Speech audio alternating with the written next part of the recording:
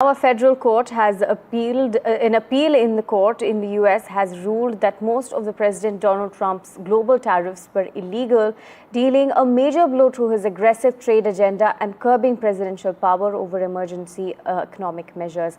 Now, the US Court of Appeals for the Federal Circuit had upheld an earlier ruling by the Court of International Trade that Trump had wrongfully invoked an emergency law to issue the tariffs. Trump, on the other hand, had come out and said that this ruling is biased.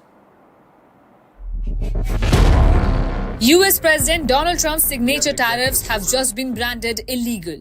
A federal appeals court has decided that Trump does not have the constitutional authority to impose blanket tariffs on nearly every trading partner, using the International Emergency Economic Powers Act as justification. The judges said this law, designed for national security emergencies, does not authorize presidents to impose tariffs or taxes. As a result, Trump's so-called reciprocal tariffs have been declared invalid as contrary to law.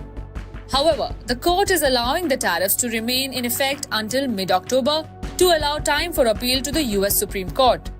On Truth Social, Trump reacted fiercely, calling this decision partisan and a disaster, even warning that it could destroy the United States. But the court plainly reminded him and the American public that the power to tax lies with Congress, not with the president.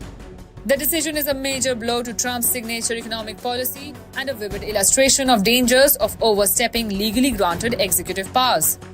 Now, all eyes are on the US Supreme Court. If the ruling is upheld, Trump's tariffs would collapse, shaking trade deals with countries like the UK, Japan, and South Korea, and raising questions about billions of dollars already collected in duties.